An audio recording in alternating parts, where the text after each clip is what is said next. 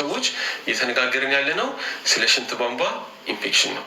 የሽንት ቧንቧ ኢንፌክሽን ምክንያቱም ብዙ ሰው በኢንቦክስ ውስጥ በቀን ከ50 በላይ አንዳንዴ እስከ 100 ጥያቄ በቀን ውስጥ አገኛለሁ። ያው ሁሉንም ለመመለስ እዚህ ጋር ጠይቃችሁ ያልመለስኩላችሁ ሰዎች ካላችሁ በጣም ይቅርታ። ምክንያቱም በጣም ብዙ ጥያቄ ነው በቀን ውስጥ የማገኘው፣ በጣም ብዙ ማለት ነው። ከ50 ጥያቄ በላይ እዚህ ብቻዬን ያንን ሁሉ ጥያቄ መመለስ ስለሚከብደኝ ነው፣ ይቅርታ አድርጉልኝ። ነገር ግን ካየሁት አንጻር ማለት ነው አብዛኛው የምጠየቀው የሽንት ቧንቧ ኢንፌክሽን የምጠየቀው አንዱና ዋነኛው ነው ማለት ነው። ለዚህ በሳምንት ካሁን በኋላ ዛሬ ሐሙስ ነው አይደል? ሐሙስና ወይ ማክሰኞ እናደርገዋለን። ሐሙስና ወይ ማክሰኞ ከቻልኩኝ ደግሞ እሁድ። ሐሙስና ማክሰኞ ግን የማይቀር ቀጠሯችን ነው። ካሁን በኋላ መጥቼ አስረዳቸዋለሁ ማለት ነው። የተለያዩ ህመሞችን እያነሳን መከላከል የምትችሏቸው ህይወትን ማሻሻል የሚችሉ መንገዶችን እያነሳን እንወያያለን ማለት ነው። ግልጽ ነው። ለዚህ ላልነበሩ ሰዎች እንድገምላቸው። እሺ፣ የሽንት ቧንቧ ኢንፌክሽን ማለት ያው እዚች ጋር የሳልኳት ስላለች ተቸክችኮባታል፣ ግን ትረዱታላችሁ ብዬ አስባለሁ። ለዚህ ይሄ ኩላሊት ነው፣ ይሄ ዩሬተርስ እንላቸዋለን። ይሄ ደግሞ የሽንት ማጠራቀሚያ ከረጢት ነው። ይሄ ደግሞ ሽንት እንዲወጣ የሚያደርግ ማለት ከተጠራቀመበት ዩሬትራ እንለዋለን። ከተጠራቀመበት ወደ ውጭ ሽንት እንዲወጣ የሚያደርግ ነው ማለት ቱቦ ነው። ለዚህ የሽንት ቧንቧ ኢንፌክሽን ማለት ይሄ ሲጠቃ ነው ማለት ነው። ይሄ በኢንፌክሽን ወይም ደግሞ በባክቴሪያ ሲጠቃ ነው። ነገር ግን ብዙውን ጊዜ የተለመደው የሽንት ማጠራቀሚያ ወይም ደግሞ የሽንት ከረጢት ኢንፌክሽን ነው ማለት ነው። ብዙውን ጊዜ የተለመደው ማለት ነው። የሽንት ቧንቧ ኢንፌክሽን ከሚያጋልጡ ነገሮች መካከል አንዱ ይሄኛው ነው ማለት ነው። ስለዚህ የሽንት ቧንቧ ኢንፌክሽን ማለት ባክቴሪያ ብዙውን ጊዜ ኢኮላይ የምንለው ባክቴሪያ አለ። እሱ ወደ እነዚህ ወዳልኳችሁ ቦታዎች ሲገባ ነው ማለት ነው። ብዙውን ጊዜ በሽንት ቀዳዳ በመሽኛው በኩል ይገባል። ከዛ በኋላ የሽንት ቱቦን፣ የሽንት ማጠራቀሚያ ከረጢቱን፣ ኩላሊትን፣ ዩሬትራውን እንዳለ ኢንፌክት ሊያደርግ ይችላል ማለት ነው፣ በጊዜ ሕክምና ካላገኘ። እሱን ያዙልኝ። ለዚህ ብዙ ጊዜ ግን የተለመደው የሽንት ከረጢት ወይም ደግሞ ብላደር ኢንፌክሽን የተለመደው ማለት ነው። እሺ፣ ይሄኛው ግልጽ ነው አይደል? አዲስ የመጣችሁ ሰዎች ግልጽ ነው።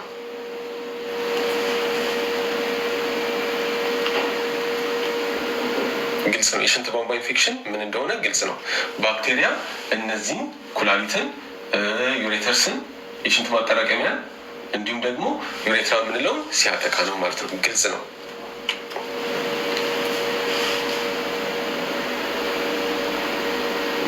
እሺ፣ እውነት ደስ ይለኛል። በቃ አዎ፣ ያብራራውበት መንገድ ግልጽ ስላደረገላችሁ ደስ ነው የሚለኝ። ለዚህ እሺ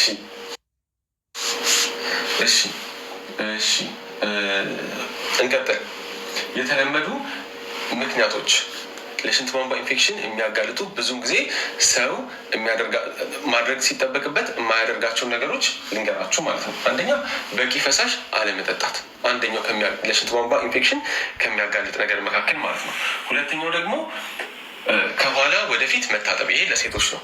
ከኋላ ወደፊት መታጠብ ማለት ሽንት ቤት ከተጠቀማችሁ በኋላ ወደፊት መታጠብ ማለት ነው። ያ ደግሞ ለሽንት ቧንቧ ኢንፌክሽን ያጋልጣል። ምክንያቱም ባክቴሪያ እንዲገባ ያደርጋል።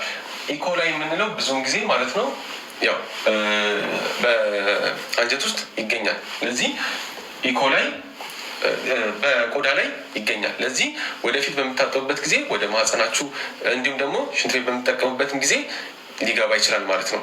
ሽንት ቤት በምትጠቀሙበት ጊዜ ወደፊት ከታጠባችሁ ሊገባ ይችላል።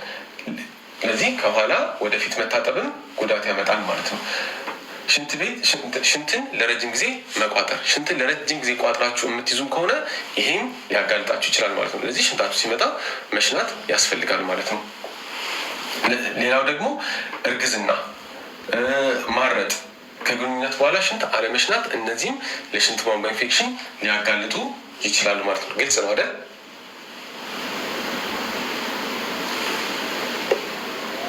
ግልጽ ነው አይደል?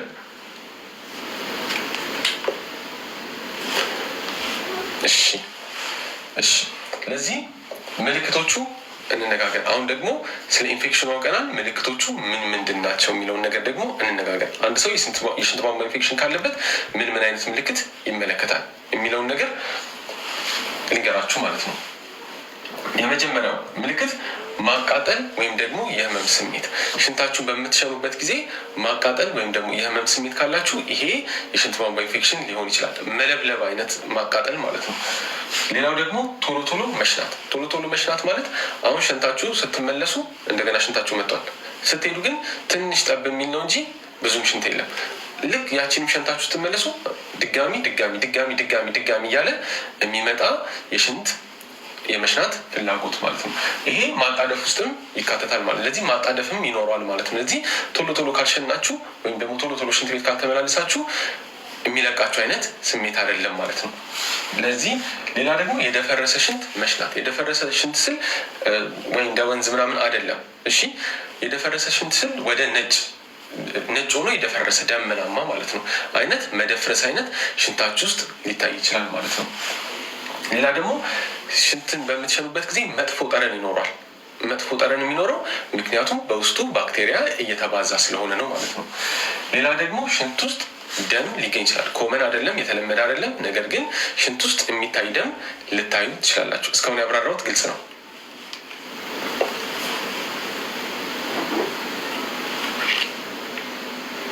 እስካሁን ያብራራሁት ግልጽ ነው?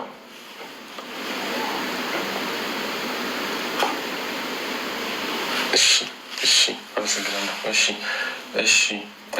ሌላ ደግሞ ከእምብርት በታች ህመም፣ ከእምብርት በታች የህመም ስሜት መሰማት። ፊኛ ያለው እዛ አካባቢ ስለሆነ ዲስኮምፈርት ህመም አይነት ወይ ጠቅ የሚያደርግ ወጋ አይነት ህመም መሰማት ይኖራል ማለት ነው። ሌላ ደግሞ አጠቃላይ የህመም ስሜት አጠቃላይ የህመም ስሜት ይሰማቸዋል ማለት ነው። ስለዚህ ይሄ የሽንት ቧንቧ ህመም ምልክቶች እነዚህ ናቸው ማለት ነው። ግልጽ ነው ብዬ ተስፋ አደርጋለሁ። ግልጽ ነው እያልኩኝ እንዳላሰለቻችሁ ብዬ ነው። ሌላ ደግሞ ቅድም ብያቸዋለሁ፣ ወደ ላይ ይሄዳል። አሴንዲንግ ኢንፌክሽን እንለዋለን። ከየት ይጀምራል? ከዩሬትራ ከታች ይጀምርና የማትታከሙት ከሆነ ወደ ላይ ሄዶ ኩላሊትንም ሊያጠቃ ይችላል ማለት ነው ኢንፌክሽኑ። ስለዚህ የዛ ደግሞ ምልክት ምንድን ነው? አንደኛ ትኩሳት ነው። ትኩሳት ምክንያቱም ኢንፌክሽን አለ ማለት ነው። ሰውነታችን ያልተመቸው አለ ነገር አለ። ሰውነታችን በአግባቡ ፋንክሽን እያደረጋል ምክንያቱም ኢንፌክሽን ስላለ ማለት ነው። ሌላ ደግሞ የጀርባ ህመም፣ ይህን ቅድም አብራርቻለሁ። የጀርባ ህመም ማለት እዚች ጋ የተሳለችው ስዕል ማለት ነች።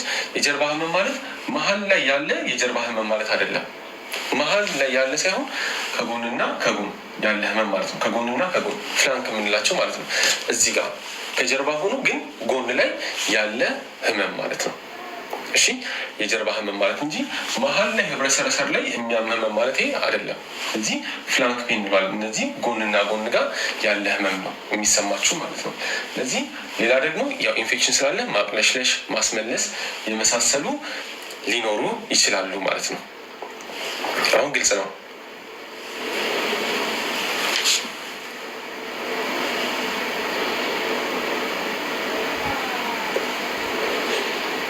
ቀጣይ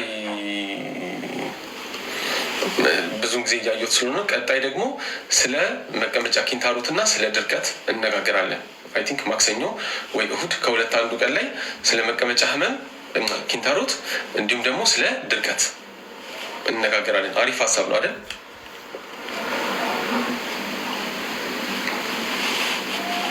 ብዙ የሚታየኝ እሱ ስለሆነ ነው። አሁን መጨረሻ ላይ ዝም ብዬ የተወሰነች ነገር እነግራቸዋለሁ፣ ግን በሰፊው ደግሞ እንደዚህ እንነጋገራለን ማለት ነው። እንደዛ ስነጋገር እናንተም እናንተም በደንብ ተጠንቅቃችሁ ማድረግ ያለባችሁ ነገር ገብቷችሁ እንድታደርጉት ይሆናል ማለት ነው።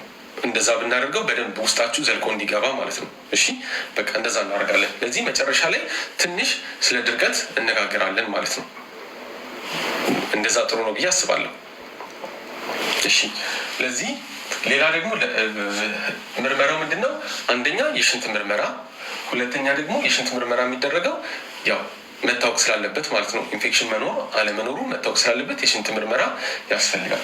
ሁለተኛ ደግሞ የሽንት ካልቸር። የሽንት ካልቸር ማለት ምንድን ነው? ቅድም አብራርቻለሁ።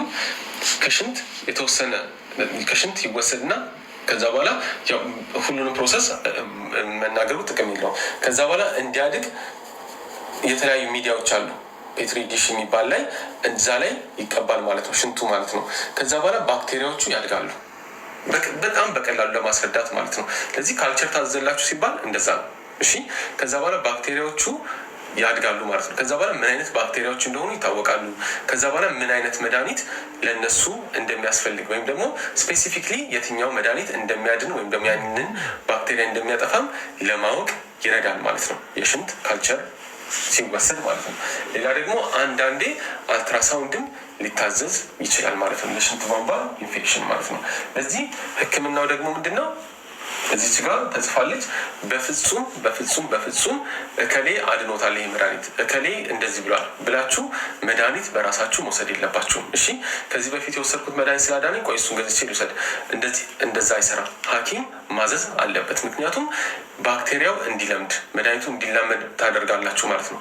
መድኃኒቱ ደግሞ መላመዱ መጥፎነቱ ለእናንተ ብቻ አይደለም፣ ቀጣዩ እያለ ለቀጣዩ ሰው እያለ ያ መድኃኒት ኮምፕሊትሊ መስራት ያቆማል ማለት ነው። ብዙ መድኃኒቶች አሉ አሁን ላይ ተላምደው መስራት በአግባቡ እያቆሙ በአግባቡ የማይሰሩ መድኃኒቶች ማለት ነው። ለዚህ ይህንን ጥንቃቄ ልታደርጉ ይገባል ማለት ነው። ለዚህ ሐኪም ጋር ሄዳችሁ ሐኪም በአግባቡ መድኃኒት ያዝላቸዋል ማለት ነው። እሺ ለዚህ ቀጣይ ደግሞ ለመከላከል ምን እናድርግ ነው አይደል? ዋናው ጥያቄ እንዳይዘን ለመከላከል ምን እናድርግ የሚለው ትልቅ ጥያቄ ነው። አንደኛ በቂ ውሃ መጠጣት። በቂ ውሃ መጠጣት ማለት ምን ማለት ነው? ይህ የብዙ ሰው ጥያቄ ነው። በቂ ውሃ መጠጣት ማለት አንደኛ ከ2.5 ሊትር እስከ 3 ሊትር ድረስ ውሃ በቀን መጠጣት ያስፈልጋል። ዝናባማ ሆነ ሙቀት ሆነ ሰውነታችን የሚፈልገው መጠን ይለያያል። ነገር ግን አትሊስት የዚህን ያህል መጠን ውሃ መጠጣት ያስፈልጋል ማለት ነው። ይህንን እንዳትረሱ። ሌላው ደግሞ ሽንት አለመቋጠር። የሽንት ቧንቧ ኢንፌክሽን እንዳይዛችሁ ውሃ በአግባቡ መጠጣት፣ ሽንት ደግሞ አለመቋጠር። ሽንትን መቋጠር አያስፈልግም ማለት ነው። ስለዚህ ሽንታችሁ ከመጣ ወዲያውኑ መሽናል። ሌላ ደግሞ ቅድም እንዳስረዷችሁ ወደፊት መታጠብ እንደሚያመጣው ወደኋላ ደግሞ መታጠብ ይከላከለዋል ማለት ነው። ሽንት ቤት ከተጠቀማችሁ በኋላ ወደኋላ መታጠብ፣ ወደፊት አይደለም ለሴቶች። ሌላ ደግሞ ለሴቶች ከግንኙነት በኋላ ሽንትን መሽናት ያስፈልጋል ማለት ነው። ሌላ ደግሞ በፍጹም መደረግ የሌለበት መደረግ ያለበት ነገር ምንድን ነው? በፍጹም በሳሙና ማህፀን መታጠብ አያስፈልግም። እሺ በፍጹም ሳሙና ገዝታችሁ በሳሙና ከታጠባችሁ ጠቃሚውን ባክቴሪያ ላክቶባሲላይ እንለዋለን፣ እሱም ታስወግዱታላችሁ። እሱ ደግሞ ተወገደ ማለት ፒኤቹ ይዛባል፣ ብዙ ነው፣ በቃ ፈንገስ ምን ይዛቸዋል ማለት ነው። ለዚህ አደራ በፍጹም በሳሙና እንዳትታጠቡ። እሺ ሌላ ደግሞ ከጥጥ የተሰራ የውስጥ ሱሪ ማድረግ ወይም ደግሞ ከጥጥ የተሰራ ፓንት ማድረግ። ሌላ ደግሞ ሞዴስ በተገቢው ሰዓት መቀየር። ሞዴስን አድርጎ ረጅም ቀኑ ሙሉ ወይም ደግሞ 2 ቀን ማቆየት አያስፈልግም ማለት ነው። ለዚህ መቀያየር ያስፈልጋል። ምክንያቱም ሞይስቸር ስለሚኖር ወይም ደግሞ ሙቀት ስለሚኖር ለኢንፌክሽን ትጋለጣላችሁ ማለት ነው። ግልጽ ነው አይደል?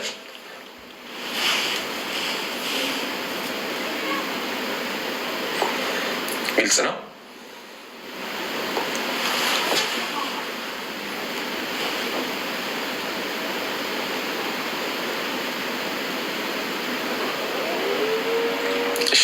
አመሰግናለሁ። ግልጽ ነው። እሺ ለዚህ በተደጋጋሚ ሌላው ደግሞ ትልቁ ነገር ምንድነው? በተደጋጋሚ የሽንት ቧንቧ ኢንፌክሽን ይይዘኛል ምክንያቱ ምንድነው የሚል ብዙ ጊዜ ይጠየቃል። ስለዚህ በተደጋጋሚ የሽንት ቧንቧ ኢንፌክሽን መያዝ ማለት ምንድነው?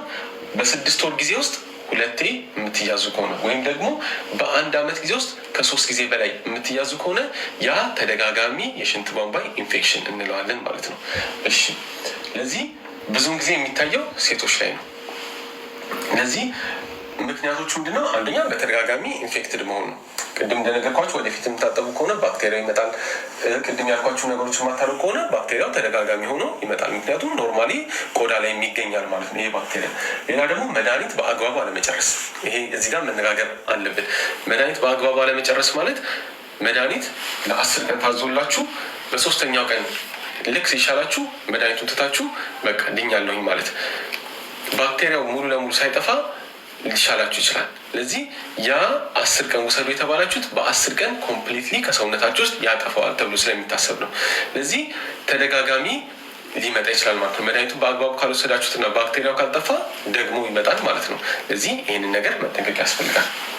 እሺ ሌላ ደግሞ አፈጣጠር ነው። ይህም ደግሞ ሴቶች ላይ አጭር ዩሬትራ ማለት ነው። ሴቶች አጭር ዩሬትራ ማለት ከሽንት ከረጢት ሽንት ከተጠራቀመበት በሽንት ቧንቧ አድርጎ ወደ ውጭ የሚወጣበት አጭር ከሆነ ይህም ምክንያቱም አጭር ስለሆነ ባክቴሪያ ቶሎ ይደርሳል ማለት ነው። ለዚህ ለሽንት ቧንቧ ኢንፌክሽን ሊያጋልጥ ይችላል ማለት ነው። ሌላ ደግሞ እርግዝናም ለተደጋጋሚ የሽንት ቧንቧ ኢንፌክሽን ሊያጋልጥ ይችላል። በወንዶች ላይ ደግሞ ፕሮስቴት ማደግ ካለ የፕሮስቴት ግላንድ የምንለው አለ ወይም ደግሞ የፕሮስቴት እጢ የምንለው አለ። እሱ ማደግ ከመጣ ይህም በወንዶች ላይ ሊያመጣ ይችላል ማለት ነው፣ ተደጋጋሚ የሽንት ቧንቧ ኢንፌክሽን። ሌላ ደግሞ በአግባቡ ሸንቶ አለመጨረስ። በአግባቡ ሸንቶ አለመጨረስ ምንድን ነው? ወይ ሙሉ ለሙሉ ሸንቶ አጠናቆ አለመጨረስ ወይም ደግሞ አለመሽናት። እነዚህ በአግባቡ ሽንትን አለመሽናት ውስጥ ይካተታሉ ማለት ነው። ሌላ ደግሞ በቂ ውሃ አለመጠጣትና የበሽታ መከላከል አቅም መቀነስ። በቂ ውሃ የማጠጡ ከሆነ ቅድም ተነጋግረናል። የበሽታ መከላከል አቅም ከቀነሰ ለምሳሌ በስኳር በሽታ የመሳሰሉ ተደጋጋሚ የሽንት ቧንቧ ኢንፌክሽን ሊያመጡ ይችላሉ ማለት ነው። ግልጽ ነው አይደል? ሁለተኛ ጊዜ ደግመ ነው ጨረስን። ግልጽ ነው አይደል?